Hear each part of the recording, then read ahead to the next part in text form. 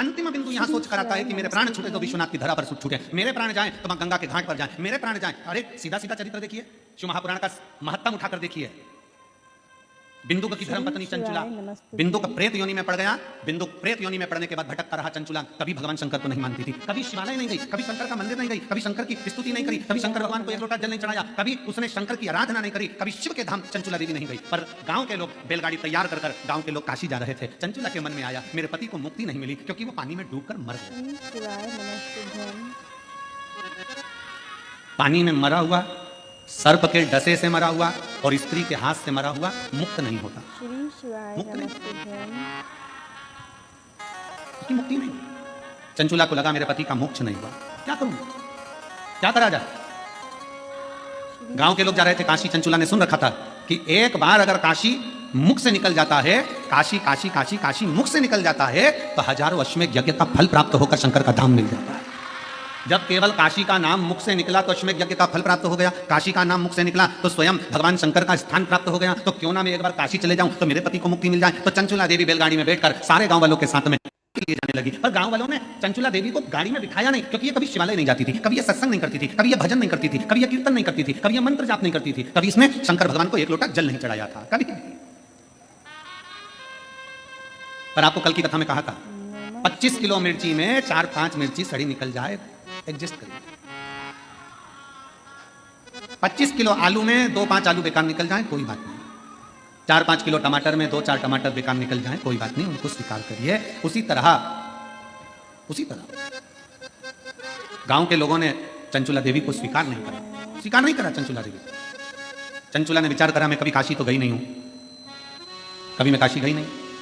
एक काम करती हूं, मैं काशी, ये गाड़ी जो जा रही है ना, इसके पीछे पीछे चल चलती हूं, इसके पीछे पीछे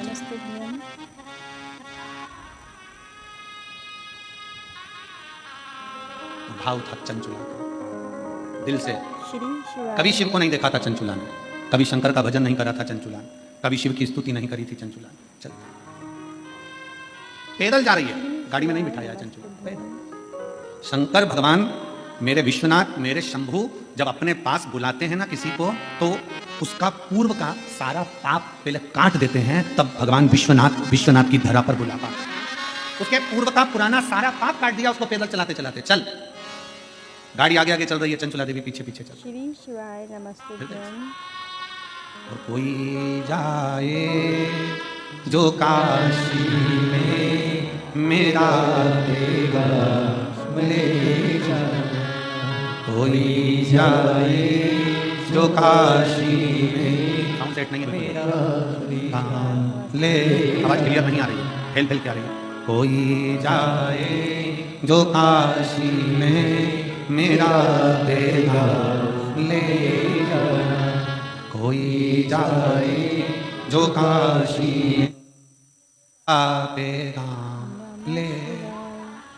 ये कहना का शिवाय से तुम्हारी आती है, ये कहना शिवाय से तुम्हारी, सारे बक्से बंद हो गए अंदर के।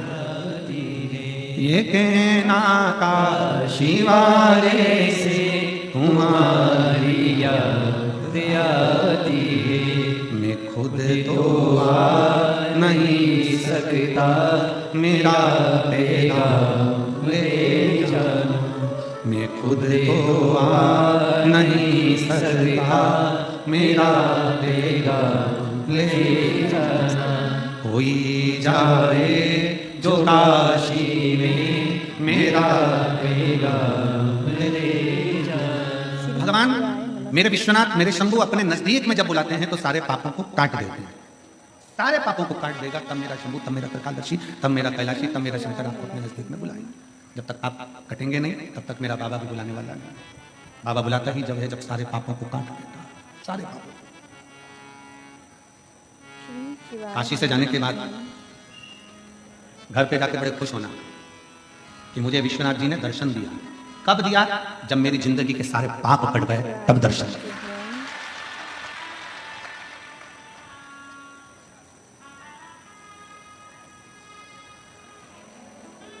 कौन है कोतवाल काशी के? जम के बोले जरा। काल भैरव। जब ब्रह्मा जी का सिर काटने के लिए भगवान शंकर ने काल भैरव को प्रकट करा, अपना अंश,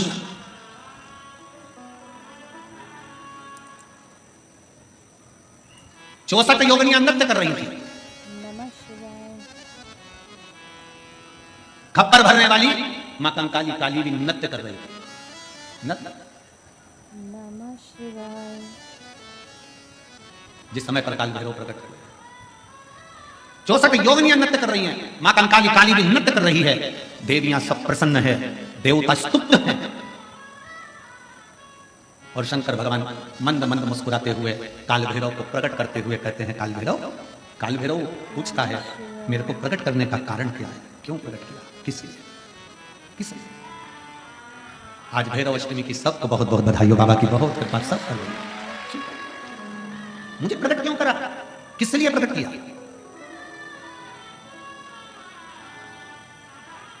काशी वाले कहते हैं कि काल भैरव काशी के कोतवाल हैं, पर शिव महापुराण की कथा कहती है कि काल भैरव केवल काशी के कोतवाल नहीं, काल भैरव पूरी भारत की भूमि, पूरे विश्व के कोतवाल है। पूरे विश्व के मृत्यु लोक में जो जन्म लेता है, शास्त्र कहता है, हमारे शास्त्र वर्णन करते हैं, ब्रह्मा ब्रह्म लोक में विराजमान है, भगवान विष्णु वैकुंठ लोक में विराजमान है, भगवान शंकर मृत्यु लोक में विराजमान है। भगवान शंकर अपने नेत्र बंद कर बैठे रहते हैं। मां सती ने, माता पार्वती ने शंकर भगवान से पूछा था, इस काल भैरव को क्या केवल ब्रह्मा जी को मारने के लिए, ब्रह्मा जी का सिर काटने के लिए प्रकट करा आपने? क्या इस काल भैरव को केवल अंधकासुर के वध के लिए प्रकट करा तुमने? क्या इस काल भैरव को केवल दुष्टों के संहार के लिए प्रकट करा आपने? शंकर भगवान कहते हैं, नहीं पार्वती, ब्रह्मा का सिर तो मैं भी काट सकता था, अंधकासुर को तो मैं भी मार सकता था, पर काल भैरव को मैंने इन दुष्टों के संहार के लिए प्रकट नहीं करा है। पार्वती, जब मैं नेत्र बंद कर बैठूंगा तब साधना में लीन रहूंगा, मृत्यु लोक से कोई अपने प्राणों को त्याग कर जब जाएगा तो मेरा काल भैरव उसकी हाजिरी बजाता हुआ आगे आगे चलकर बताएगा कि इसने शिव को एक लोटा जल चढ़ाया। मेरा काल भैरव ये बताएगा कि शंकर को एक लोटा जल चढ़ाया, इसकी साक्षी है, इसकी साक्षी।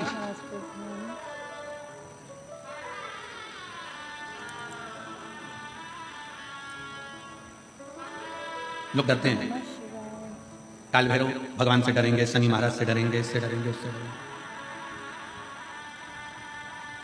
महाराज जी, डरने के प्रसंग में याद आया कि एक पति शनि महाराज जी से इतना डरता था कि शनिवार को लोहे का कोई सामान नहीं लाता, कोई भी सामान।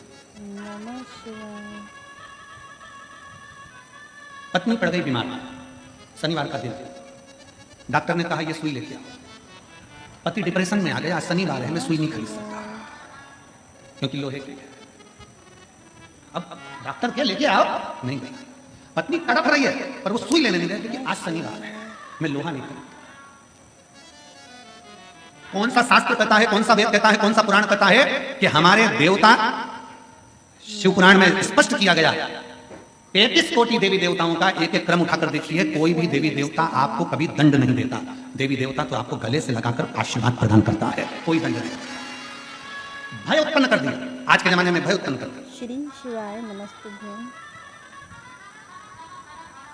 इतना भय उत्पन्न कर दिया, आज के समय में इतना भय उत्पन्न कर दिया कि लोग डर के मारे दिन रात कांपते हैं। शनिवार है, ये वाला कपड़ा नहीं लेना, मंगलवार है, ये व्रत करना, बुधवार है, ऐसा मत करना, गुरुवार है, ये मत करना, ये है सोमवार है, ये मत करना। शिव महापुराण की कथा कहती है, रविवार, सोमवार, मंगलवार, बुधवार, गुरुवार, शुक्रवार, शनिवार, 7 बार में एक बार तुम्हारा परिवार, ये 8वां बार है। ये सारे के सारे बार मेरे शंकर भगवान के हैं, अलमस्त होकर जियो, अलमस्त होकर जियो।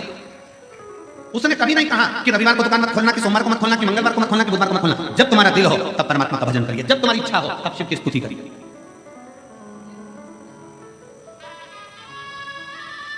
रामकृष्ण परमहंस जी से स्वामी विवेकानंद जी ने पूछ लिया था, गुरुदेव भगवान का नाम कब लेना चाहिए? रामकृष्ण परमहंस जी से स्वामी विवेकानंद जी पूछ रहे हैं, भगवान का नाम कब लेना चाहिए, भगवान का भजन कब करना चाहिए? रामकृष्ण परमहंस जी ने कह दिया था, नरेंद्र, स्वामी विवेकानंद मरने के 1 मिनट पहले। स्वामी विवेकानंद जी ने कहा, हमें कैसे मालूम पड़ेगा कि हम मर कब रहे? तो रामकृष्ण परमहंस ने कहा, हर घड़ी भजन करो, कब मालूम पड़ेगा कि मर जाओगे किसको पता। इसलिए हर क्षण, हर घड़ी, हर पल भगवान का नाम लिए जाओ, ना जाने कौन सी श्वास आखिरी है और कौन सी घड़ी आखिरी है। भजन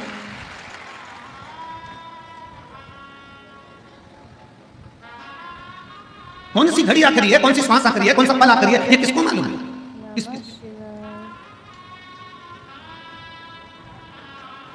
परसों की कथा में कहा था कि देखने के लिए लोग ताजमहल जाते हैं, दर्शन के लिए लोग विश्वनाथ आते हैं। सुना था कि नहीं सुना था? बोलो, जम के बोलो जरा। सुना? ए मेरी काशी की जीजी, जरा जम के तो बोलो। सुना था? हाँ। और जीजा सुना था ना सबने? ठीक है। नमः शिवाय। देखने के लिए नेत्रों की जरूरत पड़ती है। शिव महापुराण की कथा कहती है, पर दर्शन के लिए कभी नेत्र की जरूरत नहीं पड़ती। दर्शन के लिए तो दिल और मन की जरूरत पड़ती है, परमात्मा का साक्षीकरण के लिए। केवल मन चाहिए, दिल चाहिए। श्री शिवाय नमस्तुभ्यं। कपड़े देखना है ना तो नेत्र चाहिए, श्रृंगार देखना है तो नेत्र चाहिए, टीवी देखना है तो नेत्र चाहिए, पर यदि दर्शन करना है तो थोड़ी देर नेत्र बंद कर बैठ गए ना अपने घर पर भी।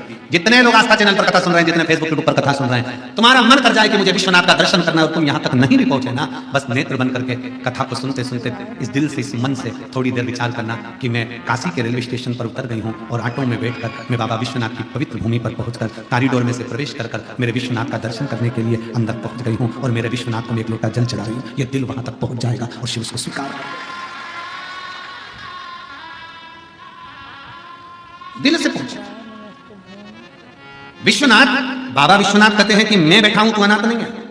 तमिलनाडु का ऐरावतेश्वर शिव मंदिर कह रहा है, भगवान शंकर का मंदिर कह रहा है कि जिंदगी में कभी हारना नहीं है। भगवान शंकर का शिवालय कहता है, ये भगवान शंकर का मंदिर कहता है। तमिलनाडु के कुंभकोंडम में 3 किलोमीटर की दूरी पर ऐरावतेश्वर महादेव का एक मंदिर है, वो हमको जीतना सिखाता है। जीतना। ईश्वर महादेव की कथा कहती है, मंथन में ऐरावत हाथी निकला। मंथन में ऐरावत हाथी निकला और ऐरावत हाथी जब मंथन में निकला, निकलने के बाद उस हाथी को इंद्र को प्रदान कर दिया। इंद्र ऐरावत हाथी को लिया। एक बार सची देवी को थोड़ा सा क्रोध आ गया। सची देवी को जब क्रोध आया, उन्होंने ऐरावत को बहुत अपशब्द किया, बहुत अपशब्द। यहां तक ऐरावत हाथी पर सची देवी ने अपशब्दों के बाणों पर बाण चला दिए। इतना क्रोध ऐरावत हाथी को आ गया कि अब मैं करूं क्या? पर मुझे भगवान नारायण ने इंद्र को दिया। इंद्र को प्रदान किया। क्या करूं मैं? शब्दों पर शब्द छोड़े गए, अपशब्द कहे गए। शिव महापुराण की कथा कहती है, ऐरावतेश्वर महादेव का चरित्र कहता है कि दुनिया जिसको गाली देती है, दुनिया जिसको अपशब्द कहती है, दुनिया जिसको ताना देती है, एक दिन दुनिया उसकी तारीफ भी करती है। ये रीत है शास्त्र की, ये रीत है। कोई लेट बनता है, कोई जल्दी बनता है। शिव को जल चढ़ाने वाला एक दिन सेठ जरूर बनता है। हो सकता है थोड़ा समय लग जाए, हो सकता है।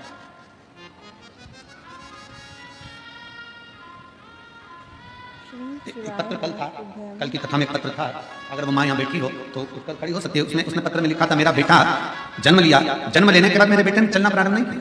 मेरा बेटा ना हाथ हिलाता, ना पाँव हिलाता, ना बोल पाता, ना सुन पाता। निपट डॉक्टर को दिखाया, उस बेटे का फोटो भी उन्होंने लगाया। अगर वो बेटी हो तो अपने बच्चे को अगर लेकर बैठी, तो मेरा बेटा जब चल नहीं पाता था, बोल नहीं पाता था, उसका उसने फोटो भी लगाया था बच्चे का। ना बोल पाता, ना चल पाता। डॉक्टरों ने भी जवाब दे दिया। मैंने 3 हॉस्पिटल का नाम लिखा, मैं 3 जगह पर गई, 3 जगह जाकर मैंने हॉस्पिटल में दिखाया, पर बच्चे के लिए डॉक्टरों ने मना कर दिया था, ना ये बोलेगा ना कभी चलेगा। पर शंकर के मंदिर उसको गोदी में लेकर जाती थी और बाबा के नंदी के पास बिठाकर शिव को जल उसका हाथ लगवाकर चढ़ा देती थी। वही जल उसको पिलाती और शरीर पर लगा देती। आज मेरा बेटा चलने भी लगा, सुनने भी लगा, बोलने भी लगा। अगर वो बच्चा यहाँ बैठा हो तो आ सकती है माँ। थोड़ा समय लग सकता है, उसका फोटो भी उस पत्र में उसने लगा कर शंभु शर बड़ी मांगू घड़ी रे घड़ी, दुख काटो दया करी निदर्शन आपो। शंभु शरणे बड़ी मांगू घड़ी रे घड़ी, दुख काटो दया करी निदर्शन आपो। शिव तत्व की प्राप्ति अगर बैठी हो माँ तो उस बच्चे को ला सकती है, बेलपत्र ले जा सकती है। उसने पीले कलर की शर्ट पहन रखी थी फोटो में, तुम्हारा धोना कर राम जी। पीले कलर की शर्ट पहन रखी थी। बाबा जी बोल रहे हैं हम भी पीला ही पहने हैं। संत बाबा होगा तो भाव यही रहता है। पूरी कथा को मस्ती में ही सुनते हैं, आनंद के साथ। हर हर शिव तत्व की प्राप्ति। ऐरावतेश्वर महादेव की कथा कर रही है कि कभी हिम्मत मत कभी। श्री शिवाय नमस्तुभ्यं। हाथी जब इंद्र को मिल गया और इंद्र ने सम्मान नहीं करा ऐरावत हाथी का, आखिरी में देवताओं को लगने लगा ये तो अब सब ऐरावत हाथी को जहां माता लक्ष्मी अपना भाई कह रही है। ऐरावत हाथी को जहां भगवान नारायण सम्मान दे रहे, उस ऐरावत हाथी को इंद्रदेव और इंद्रदेव की धर्मपत्नी माता सची जानवर कहकर पुकार रही, पशु कहकर पुकार, पशु अब शब्द कहकर, और पशु कहकर जब पुकारा, ऐरावत हाथी को ठीक नहीं लगा। ऐरावत हाथी भगवान नारायण के पास आए, स्वामी मेरा अपमान किया जा रहा, अब शब्द कह रहा है। अब तो इंद्र ने जितनी सभा में लोग बैठे थे, इंद्र की सभा में जितने जाते थे, सबसे कह दिया कि इस ऐरावत हाथी को पशु ही कहा जाए, इसमें पशु की वृत्ति है, इसको पशु ही कहा। सब पशु कहने लगे, अब शब्द कहने लगे, दे ताना दे तो उससे देने से कौन सा फर्क पड़ता है, अब शब्द कहने से कौन सा फर्क पड़ता है। परम पूज्य राम कथा के रसिक संत शिरोमणि श्री मुरारी बापू जी कहते हैं अपनी भाषा में, महाराज मुरारी बापू जी कहते हैं अपनी भाषा में, परम पूज्य मुरारी बापू जी अपनी भाषा में कहते हैं कि जब कोई निंदा करे, जब कोई अपशब्द कहे, जब कोई ताना दे, जब कोई गाली दे, तो भगवान के मंदिर में जाकर एक दिया अलग से लगाया करो कि अब तुम उन्नति की सीढ़ी पर चढ़ना प्रारंभ हो गए, अब तुम उन्नति की सीढ़ी पर चढ़ना प्रारंभ हो गए हो, मतलब तुम्हारी निंदा प्रारंभ हो गई। निंदा उसी की होती है जो आगे बढ़ता है, जो खड़ा हुआ है, जो किसी काम का नहीं, उसकी क्या निंदा होगी। रेल के जितने डब्बे होते हैं वो डब्बे काले होते हैं नहीं, रेल में केवल इंजन ही काला होता है, क्योंकि इंजन खींच कर लेकर जाता है, जो आगे चलता है, जो आगे बढ़ता है, मुंडा उसी को काला करना पड़ता है, अब शब्द उसी को सुनना पड़ता है जो आगे बढ़ रहा है। श्री शिवाय बहुत आगे बढ़ने वाले को ध्यान रखना चाहिए, बहुत ध्यान रखना चाहिए। हम कहेंगे केसरी जी, चतुर्वेदी जी और तुम्हारी पूरी टीम ध्यान रखे इस चीज के लिए कि आप अगर आगे बढ़कर कथा का रस्तत्व ग्रहण कर रहे हो, आगे बढ़कर ये कथा का आयोजन करा रहे हो, आगे बढ़कर समिति बनाकर ये पूर्ण कार्यक्रम कर रहे हो, तो ये तैयारी रखना कानों में सरसों का तेल डालकर के लोग अब शब्द भी कहेंगे और सुनना भी पड़ेगा और आगे बढ़ना भी पड़ेगा, ये ध्यान रहे। श्री शिवाय नमः। राम कथा करवाना सरल है, श्रीमद् भागवत कथा करवाना सरल है। क्यों? क्योंकि राम कथा के यजमान स्वयं काशी नरेश थे, श्रीमद् भागवत के यजमान स्वयं राजा परीक्षित थे। विष्णु पुराण, मत्स्य पुराण, नर्मदा पुराण, जितनी पुराण है सारी पुराण के यजमानों के नाम है, पर शिव महापुराण का यजमान कोई नहीं बन पाया। शिव महापुराण का यजमान तो केवल शंकर को ही बनना पड़ा। शंकर भगवान शिव महापुराण के यजमान बने, ईश्वर जी और गोरा जी बनकर। माता पार्वती जी 16 दिन तैयार हुई हैं शिव महापुराण के यजमान बनने के लिए, इसलिए आज भी नारियों में 16 श्रृंगार होते हैं। भगवान शंकर 16 दिन तैयार हुए हैं शिव महापुराण के यजमान बनने के लिए, इसलिए सनातन धर्म में 16 संस्कार होते हैं। भगवान 16 दिन तक तैयार हुए, तब ईश्वर जी गोरा जी बने, तब गणा और गौर बने। देवर्षि नारद देखकर थकित रह गए शंकर भगवान का स्वरूप कि शंकर भगवान जब शादी करने गए तो दूल्हे नहीं बने, शंकर भगवान जब विवाह करने गए तो सुंदर नहीं सजे, जब शंकर भगवान के घर में बच्चे हुए तब सुंदर नहीं सजे, और शंकर भगवान जब कथा सुनने के लिए जा रहे हैं, उस चंचुला देवी के पति को मोक्ष देने के लिए जा रहे हैं, तो ईश्वर जी और गोरा जी बनकर, गणा और गौर बनकर जा रहे हैं, ईश्वर जी और गोरा जी बनकर जा रहे हैं। आज भी भारत की भूमि पर गणगौर की पूजन होती है, राजस्थान में गणा गौर की लोग पूजन करते हैं, ईश्वर जी गोरा जी का पूजन करते हैं 16 दिन तक, क्योंकि शंकर पार्वती जी शिव महापुराण के यजमान बनकर पहुंचे हैं। तुम रूपा जी कथा कर रहे हैं, शंकर पार्वती सामने बैठकर कथा सुन रहे हैं। शिव पार्वती नमः शिवाय। सारी कथाओं के यजमान हो सकते हैं, पर शिव महापुराण का यजमान कोई नहीं, शंकर पार्वती के सिवा कोई नहीं हो सकता। इसलिए जितने यजमान की लिस्ट है यहाँ, ये यजमान अपने नाम को याद रखना कि तुम्हारा नाम केवल यही है, पर कथा करवाने वाले तो शंकर विश्वनाथ बाबा और मानपूर्णा माता पार्वती ही है। आप और हम तो केवल यजमान पद पर बैठे हैं शिव पार्वती के रूप में, पर कराने वाला मेरा विश्वनाथ, करने वाला मेरा विश्वनाथ। जैसे सतबा बाबा जी कहते हैं कि कना कौन रहा है? विश्वनाथ। कर कौन रहा है? विश्वनाथ। खिला कौन रहा है? विश्वनाथ। सब कुछ विश्वनाथ कर रहे हैं। महाराज जी अपन कुछ नहीं, हम तो बैठे करा हो रहा, सबके यजमान हो सकते हैं, पर शिव पुराण का कोई यजमान नहीं बन पाता। श्री शिवाय नमस्तुभ्यं। बहुत कठिन है विषय। शंकर एक बार महाराज जी एक जगह प्रश्न कर लिया किसी ने, यहीं राजस्थान में कोटा में कथा थी, वहाँ के विधायक महोदय शर्मा जी ने कथा कराई थी, अब तो वो विधानसभा अध्यक्ष हैं राजस्थान के। उन्होंने, उनकी धर्मपत्नी ने प्रश्न किया कि गुरुदेव शंकर पार्वती जी ईश्वर जी और गोरा जी बनकर, गणा और गौर बनकर कथा में गए थे, अपने असली स्वरूप में शंकर पार्वती के रूप में कथा सुनने क्यों नहीं बैठे?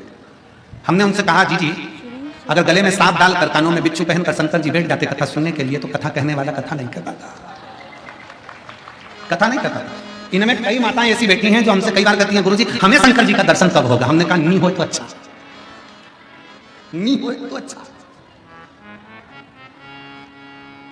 श्री शिवाय नमस्तुभ्यं।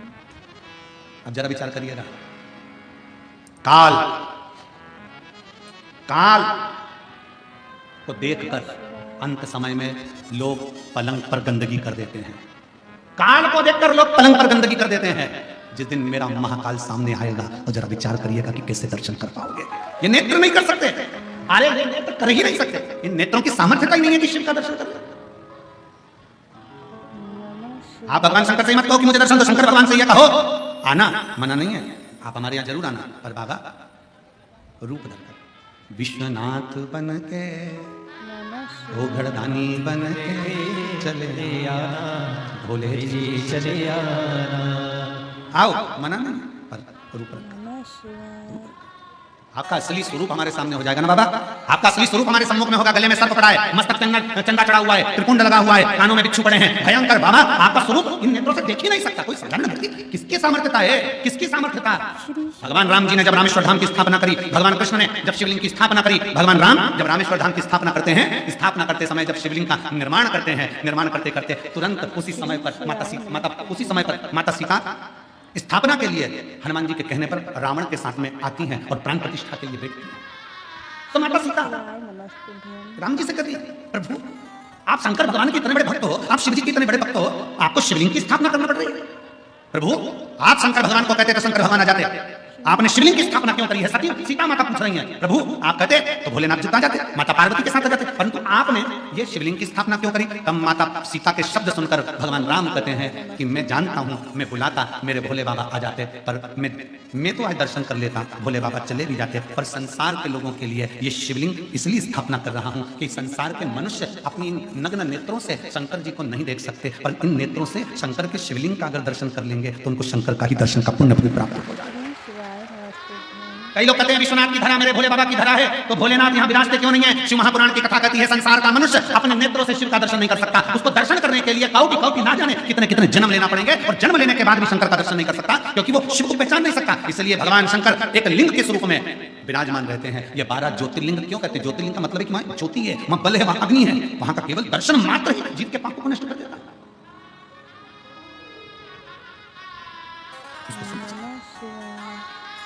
और जब वक्त पड़ता है, ऐसा नहीं कि मेरा महादेव, जब वक्त पड़ता है, एक बार भगवान श्री गणेश जी महाराज पार्वती जी के साथ में मां जगत जननी के साथ में गंगा जी के घाट पर पहुंच गए, और माता पार्वती के सम्मुख में भगवान श्री गणेश जी ने कह दिया, मां आप इतनी सुंदर हो, पर पिताजी इसमें सुंदर नहीं दिखते। पिताजी सुंदर नहीं दिखते। पार्वती मैया ने गणेश जी का हाथ पकड़कर कहा, गणेश आज तो तुमने ये शब्द कह दिया, आगे से शब्द मत कहना, क्योंकि तुम्हारी पार्वती मैया से भी 1000 लाख गुना सुंदर विश्वनाथ शंभु प्रकाशदर्शी कैलाश है। मां मुझे मेरे पिताजी का वो दर्शन करना है जिसमें मेरे पिताजी इतने सुंदर नजर आते हैं। भगवान शंकर के लिए माता पार्वती जी ने उसी समय कह दिया कि पुत्र गणेश को आपका सुंदर स्वरूप का दर्शन करना है। कौन सा स्वरूप? शंकर भगवान से माता पार्वती जी कहती हैं, कर्पूर गौरम करुणावतारम, आपका वो स्वरूप जो कपूर की तरह निर्मल बड़ा सुंदर स्वरूप है, एक बार दर्शन करा दो। गणेश जी का हाथ पकड़कर शंकर भगवान गंगा जी के जल में ले गए, और भगवान शंकर ने जो गंगा में एक डुबकी लगाई, स्वरूप देखकर गणेश जी महाराज को भी हजारों मुख करना पड़े, हजारों नेत्र करना पड़े। एक विनायक नहीं, अष्ट विनायक, और अष्ट विनायक को संभालने के लिए अष्टलक्ष्मी, और केवल अष्टलक्ष्मी नहीं, अष्टसिद्धि, नवनिधि, सब कुछ एकत्रित हो गए। तो भी शंकर के स्वरूप को देखकर श्री गणेश जी महाराज स्तुत हो गए। हाथ जोड़कर अपने पिताजी से कहा, मुझे ये स्वरूप अपना दिखाओ, आपसे हाथ जोड़ता हूं, आप मेरी मैया से ज्यादा सुंदर हो, अब मुझे नहीं दर्शन करना, आपको प्रणाम करता हूं, अब नहीं करना, आपको हाथ जोड़ के मैं मेरी मैया से ज्यादा सुंदर किसी को नहीं देख सकता, पर आप तो मेरी मैया से भी ज्यादा सुंदर, कितने सुंदर, कितने, उनकी सुंदरता का क्या क्या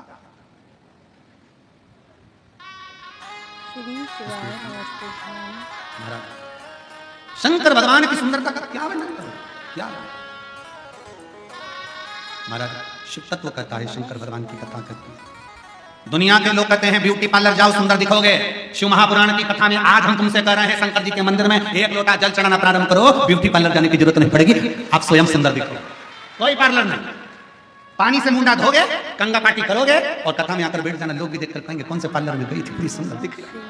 और तुम कई बुजुर्ग माताओं को देखना जो शंकर जी के मंदिर में एक लोटा जल चढ़ाती है ना, ओल्ड इज गोल्ड। कई बूढ़ी माताओं को देखना, इतनी सुंदर दिखेगी, ऐसा लगे। कई बार तो बहुओं का भी दिल जल जाता है, मम्मी पता बुढ़ी होके, मम्मी तुम नई साड़ी पहनी? नहीं तो पुरानी। करवा चौथ में बहू इतनी तैयार हो रही है और बूढ़ी मियां कुछ तैयार नहीं हो रही, अंदर गई, मुंडा धोया, पाल कंगा करा और आगे पूजन करने के लिए। और देखा छठ की पूजन में, देखो छठ की पूजन में बहू इतना तैयार हो, सास को देखो ठेकुआ बनाने में लगी, और बनाया तो बनाया, और साथ में बूढ़ी माँ बस जो आई तैयार होकर, तो बहू भी कहती है हमारी सास इतनी सुंदर दिख रही है, ये चमक, ये दमक, फुलवन में महक, सब कुछ सरकार तुम ही से है, सब कुछ सुंदरता उसने दे देता है, कुछ नहीं चाहिए। ये संत साधु सन्यासी तपस्वी साधक उपासक बाबा ये जितने होते हैं ना, इनको देखना, इनके भजन का बल इतना प्रबल होता है कि इनके चेहरे की चमक बढ़ती चली जाती है बिना क्रीम के।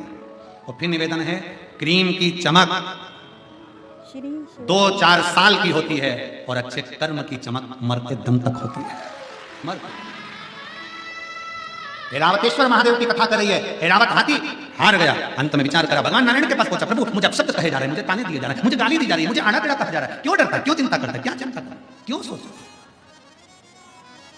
अब सौंप दिया नमस्ते इस जीवन का सब भार तुम्हारे हाथों में, हे जीत तुम्हारे हाथों में, हे हार तुम्हारे हाथों में। भगवान नारायण ने कहा ऐरावत हाथी से बस इतना याद रख, तू भजन कर, मना नहीं, स्मरण कर, कोई ताना दे, गाली दे, अपशब्द कहे, कहने दे, पर अपने भीतर अहम मत आने।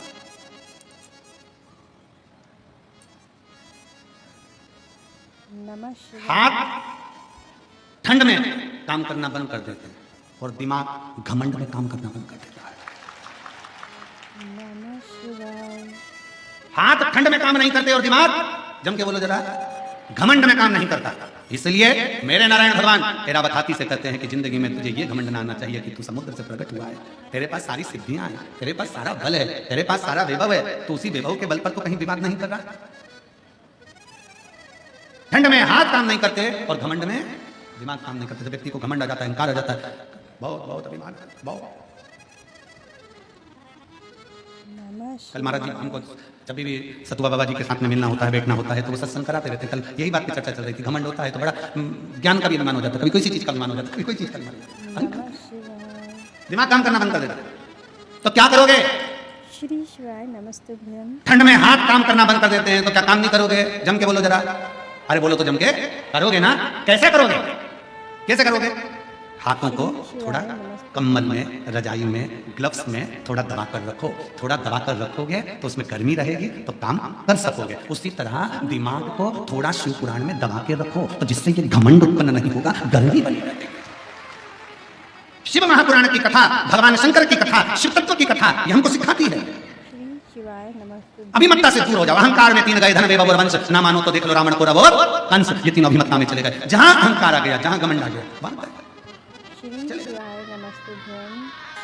ऐरावतेश्वर, ऐरावत को भगवान नारायण ने ज्ञान उपदेश दिया। घमंड ना कर, शिवाय नमः अहंकार दूर कर। नकली का दिखावा शिव की प्रियता नहीं है। नकली का श्री शिवाय नमस्तुभ्यं। कितना सुंदर कहा है। लिंग पुराण में एक शब्द मिलता है बड़ा सुंदर सा, त्रिपुंड। नमः किसके लिए आप महादेव को धारण कराते हैं? बोलो, उत्तर बोलो जल्दी से। आप में से कितनी माताएं, कितने भाई हैं जो शंकर के शिवलिंग पर त्रिपुंड लगाते हैं? उठाओ जरा हाथ, उठाओ, उठा लिया सब, रख। किसके लिए लगाते हो? विश्वनाथ की कथा सुंदर, बड़े सावधानी से बोलिए। किसके लिए लगाते हो? भगवान का श्रृंगार करने के लिए त्रिपुंड लगाते हो क्या? जम के बोलो जरा जल्दी से। आधे बोल रहे हैं हाँ, आधे बोल रहे हैं ना, ठीक है। भगवान की पूजन करने के लिए त्रिपुंड लगाते हो क्या? जम के बोलो जल्दी से। आधे बोले हाँ, आधे बोले। त्रिपुंड किसके लिए लगाया जाता है? लिंग पुराण की कथा कहती है नमः शिवाय। त्रिपुंड किसके लिए लगाया जाता है? शिव महापुराण वर्णन करती है जब हम भगवान शंकर को त्रिपुंड लगाते हैं, जब हम शिव को त्रिपुंड का एक छोटा सा चंदन, लाल चंदन, पीला चंदन, भस्म आदि कोई भी चंदन हम शंकर को त्रिपुंड लगाते हैं, वो शंकर भगवान के श्रृंगार के लिए नहीं। हम शंकर को जब त्रिपुंड लगाते हैं तो हम अपने लिए, आत्म कल्याण के लिए, हमें इस संसार सागर से मुक्त होने के लिए, स्वयं की रक्षा के लिए शिव के लिंग पर त्रिपुंड, शिवलिंग पर त्रिपुंड लगाए, स्वतः के लिए। अब एक त्रिपुंड हो गया शिवलिंग का, किसके लिए लगाया? जम के बोले जरा, अपने लिए। अब दूसरा त्रिपुंड भगवान शंकर को त्रिपुंड लगाया स्वतः के लिए।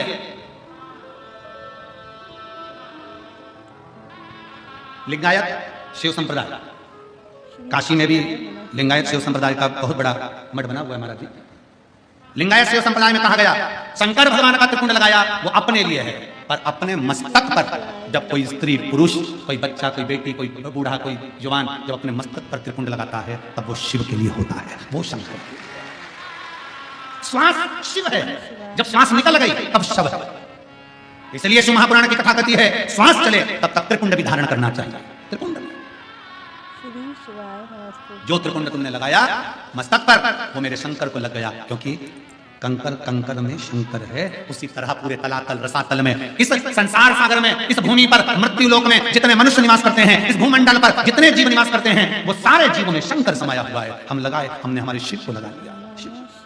शिव को लगाया गया त्रिकुंड हमारे कल्याण के लिए, और हमारे मस्तक पर लगाया गया त्रिकुंड हमारे शिव की प्राप्ति का केंद्र बिंदु है। एरावत, तुम भगवान की स्तुति करो। ये सब मुझे पशु कह रहे हैं, जानवर कह रहे हैं, अपशब्द कह रहे हैं, इनके लिए मैं क्या कहूँ? अभी आपको कहा कि परम पूज्य मुरारी बापू जी अपने शब्द में कहते हैं कि जितनी निंदा, जितना अपशब्द सुनने को मिले, समझ लेना कि आप उन्नति की ओर बढ़ रहे। एरावत के पास में सारी सिद्धियां थी, एरावत के पास में सारा बल था, सारी सिद्धियां थी, निकल कर जा रहा था। क्रोध आ गया इंद्र को, क्रोध, इंद्र ने श्राप दे दिया एरावत हाथी को। श्री शिवाय नमस्ते भैया। एरावत, तेरे पास में जितना वैभव है, तेरे पास में जितनी सिद्धियां हैं, सारी सिद्धियां और वैभव तेरा समाप्त हो जाए, तू मृत्यु लोक में चला जाए। मृत्यु लोक। श्री शिवाय नमस्ते भैया। एरावत मृत्यु लोक में आया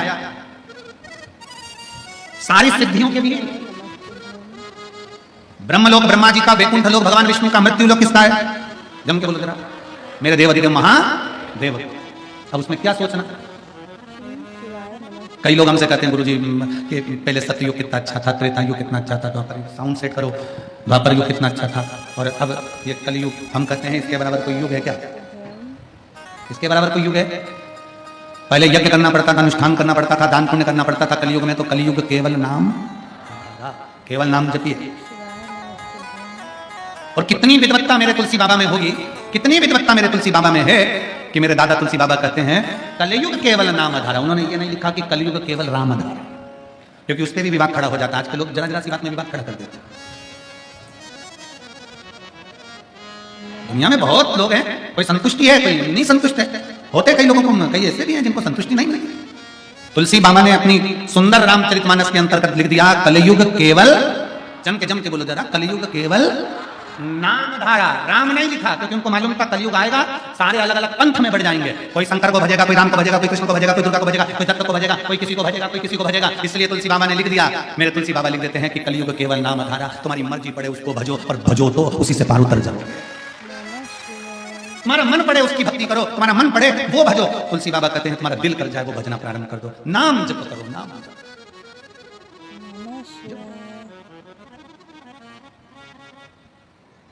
इतना सुंदर एक चरित्र आता है कि नमः शिवाय। तुलसी बाबा जी की कुटिया में 3-4 चोर घुस गए। श्री शिवाय नमस्ते। अब एक तो संत की कुटिया में चोर घुस जाए तो ईमानदारी से बोलना, चोर चोर रह पाएगा? श्री शिवाय। आधा घंटा भी अगर किसी सच्चे संत का, सदगुरु का सानिध्य किसी दुनिया के अच्छे अच्छे चोटे को भी मिल जाए ना, तो वो संत अपने रंग में रंगी देकर संत ही बना देता है। सच्चा संत, सच्चा साधु, सच्चा तपस्वी, साधक, उपासक अपने रंग में रंग देता है। जैसे कल आपको कथा में कहा था कि हमारी वो जहाँ ठहरे माँ जी बोली कि हम फोटो खींचते हैं, कोई कैमरे से खींचे, कोई मोबाइल से खींचे, तुम क्या खींचते? हमने कहा शिवपुराण से तुम्हें खींच लेते हैं। खींच तो रहे ना, शिव तत्व को जाते। 4 चोर चोरी करने के लिए गए बाबा के। अब चोरी का धन उनके पास में बहुत सारा था, उनको चोरी तो करना नहीं थी। सरयू जी में पानी बहुत सारा था, अब करे तो करे क्या? उन्होंने कहा, तुलसी बाबा के पास में पहुंचे और उनसे कहा, तुम नदी के तट पर रहते हो, तुम्हें तैरना आता होगा? तुलसी बाबा बोले, नहीं मुझे तैरना नहीं आता। तुम्हें तैरना नहीं आता? नहीं मुझे तैरना। तुम्हें तैरना नहीं आता, तुम नदी के तट पर रहते हो? बाबा बोले, तैरना तो आता है, पर बात इतनी सी है कि सरयू मैया उफान पर पड़ी हुई है, मैं बूढ़ा आदमी में कहाँ तैरूंगा? तुम बताओ ईमानदारी से। नहीं, तुम्हें तैरना आता है, हमारे पास चोरी का सामान है, हम चोटे, ये सामान लेकर जाना है हमको उस पार, चलो छोड़ के आओ। तुलसी बाबा के मैं तुम्हारे हाथ जोड़ो, मुझे बुढ़ापे में कहाँ ठंडे पानी में डाल, कहाँ ठंडे पानी में।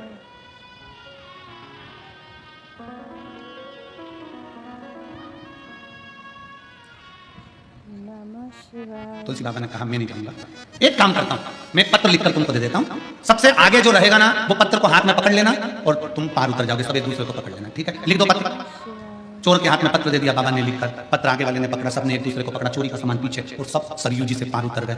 दूसरा चोर बोला, रे आखिर ये बुढ़े बाबा ने पत्र में ऐसा लिखा क्या था कि ना हाथ हिलाया ना पांव हिलाया और अपन सरयू जी के पार उतर गए? जरा पढ़ तो जरा। जो पत्र खोला तो पत्र में लिखा था राम। क्या लिखा था? पत्र में लिखा था राम। चोरों ने विचार करा, बूढ़े ने अपन को बेवकूफ बना दिया।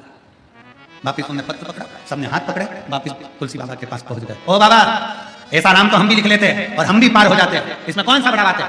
तुलसी बाबा कहे भैया तुम वापिस लौट कर आए हो, मैं तो यही चाहता हूं कि दुनिया का हर व्यक्ति दिल पे राम लिख ले और भवसागर से पार कर जाए। दिल से अपने हृदय में अपनी चित्तवृत्ति में राम को रखो, पार कर जाओगे। इसलिए बाबा कहे कि कलयुग केवल नाम आधार और सुमर सुमरे नरे उतरे आप भजो, परमात्मा की भक्ति इतनी करो कि पार कर शिवाय जाओ। नमस्तुभ्यं। ऐरावत को लगा श्राप दे दिया स्वयं इंद्र ने, तुम अपनी सत्ता से अपने राजसी ठाट से अपनी सिद्धियों से बीन हो जाओ। ऐरावत भूमि पर आ गए, करूं क्या, मैं कहां जाऊं। ऐरावत रोता हुआ सबसे पहले कहां जाए, तो सीधे कैलाश पर पहुंच गया। शंकर भगवान मौन होकर बैठे थे। ऐरावत किससे बात करे, नंदी से मिल गया। नंदी नंदी ने पूछा तुम कौन, मैं हाथी गज। ऐरावत हाथी, इंद्र का हाथी, इंद्र का हाथी ऐरावत। अच्छा कैसे आना हुआ, मुझे श्राप लगा है, मैं यहाँ नीचे आ गया हूँ, मेरी राज सत्ता सब विहीन हो गई, मेरी श्री चली गई, मेरी सिद्धियां चली गई, ये सारी सिद्धियां मुझे फिर कैसे मिल गई। मैं कष्ट में हूँ, बहुत दुखी हूँ, मैं हार चुका हूँ, कैसे। जाओ श्री शिवाय शंकर भगवान की निज भूमि, जहाँ शिव अकेले नहीं रहते, अपने पूरे परिवार और गणों के साथ रहते हैं। कैलाश पर शंकर भगवान माता पार्वती के साथ में हैं, कैलाश पर भगवान शंकर भगवान गणेश जी के साथ में हैं, कैलाश पर भगवान शंकर षडानंद कार्तिकेय के साथ हैं, कैलाश पर भगवान शंकर अपने गणों के साथ में हैं। और भगवान नंदी जी कहते हैं भगवान शंकर की एक निज भूमि है काशी, जिस काशी में शंकर भगवान नेत्र बंद कर नहीं रहते, वहां तो अपने गणों के बीच अपने भक्तों के दुख करने के लिए बैठे रहते हैं। वहां काशी मेरा बताया, काशी में भ्रमण करा।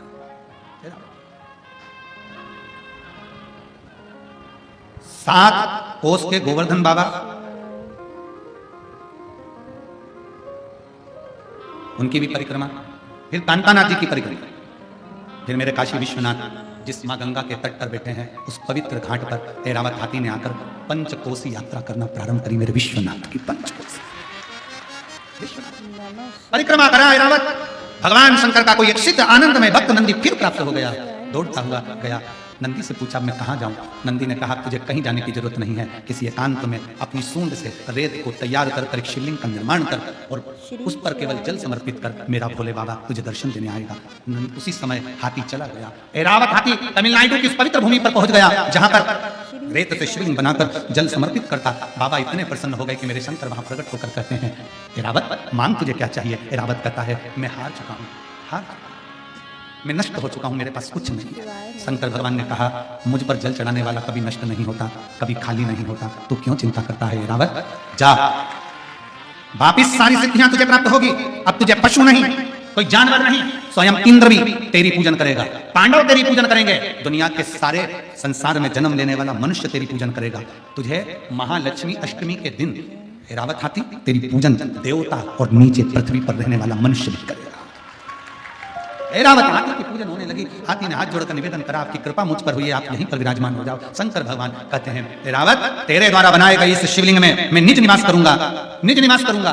और तूने जब गर्जना करी अपनी सूंड से, इस मंदिर की झनकार तेरी सूंड से रहे। इसलिए ऐरावतेश्वर महादेव मंदिर में 7 सीढ़ियां हैं महाराज जी। 7 सीढ़ियों पे अपन जब चलते हैं तो उन सीढ़ियों में जैसे संगीत के स्वर बजते हैं, वैसे सीढ़ियों में स्वर बजते हैं। आज भी कोई भी चले जाए आ जाए, आप उसमें से उतरेंगे, संगीत के 7 स्वर अलग अलग निकलेंगे। ऐरावतेश्वर शिव शंकर भगवान कहते हैं हारो नहीं, हारना नहीं।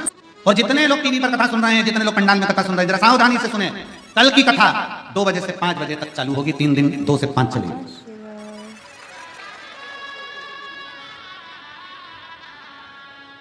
कल से जितनी कथा बची, कितना दिन की बची, 3 दिन की कथा बची ना, 3 दिन की कथा 2 बजे से 5 बजे तक होगी। तो कईयों ने पूछा गुरुजी पीछे के तुमने ये दिन क्यों बदल दिया। उसका कारण इतना सा था, काशी में हम आए हैं तो हमारा मन था कि शिव पुराण की कथा को प्रदोष काल तक थोड़ा सा खींचकर लेकर जाया जाए, जिससे जीवों का कल्याण हो। क्योंकि अब रविवार के दिन भी भक्त लोग ज्यादा आवेंगे और फिर छठा दिन क्या करता है बाबा की शिवरात्रि का, तो भक्त आवेंगे। तो हमारा मन है कि यहाँ जो आया है ना, हम कहते हैं 3 महीने में बाबा झोली भरे। अगर पीछे के दिनों की प्रदोष के समय की भी कथा पहुंच जावे तो भगवान तुम्हारी 3 दिन के अंदर ही झोली भरेगी। दिल से सुन। तो जितनी आस्था चैनल पर कथा सुनने वाले हैं और जितने यहाँ सुनने वाले हैं पंडाल में भी 2 बजे से 5 बजे तक, कोई दिक्कत। हम तो बाबा के बस उसके आश्रित होकर चलना है। ऐरावतेश्वर महादेव की कथा कहती है अरे ऐरावत हारना नहीं। शिव कहते हैं जिस पवित्र स्थान का दर्शन करे, ऐरावतेश्वर महादेव का दर्शन करे, उसको कभी हारना नहीं, कब विजय। श्री शिवाय नमस्तुभ्यं। महापुराण की कथा कहती आगे भगवान शंकर माता पार्वती जी के साथ में मंगल विवाह धारण करते हुए बड़े आनंद के साथ निवास करे। समय आया भगवान श्री गणेश जी महाराज का प्रागट्य हो रहा है। जोरदार ताली बजाकर भगवान श्री गणेश जी महाराज की सुंदर लीलाओं का भाव से भगवान श्री गणेश जी महाराज पधार रहे हैं आनंद के साथ। बोल काशी विश्वनाथ भगवान की। श्री शिवाय नमस्तुभ्यम साथियों, सादर जय श्री कृष्णा। साथियों, वीडियो में दी गई जानकारी अगर आपको उपयोगी लगी हो, लाभदायक लगी हो तो प्लीज़ वीडियो को लाइक कीजिएगा और गुरुदेव द्वारा बताए गए शिव महापुराण के उपायों को जानने के लिए और गुरुदेव की कथा के रसों को ग्रहण करने के लिए मेरे चैनल को सब्सक्राइब कीजिएगा। मिलते हैं गुरुदेव की अगली कथा के साथ, तब तक के लिए अपना और अपनों का ख्याल रखिए। सादर जय श्री कृष्णा। श्री शिवाय नमस्तुभ्यम। हर हर महादेव।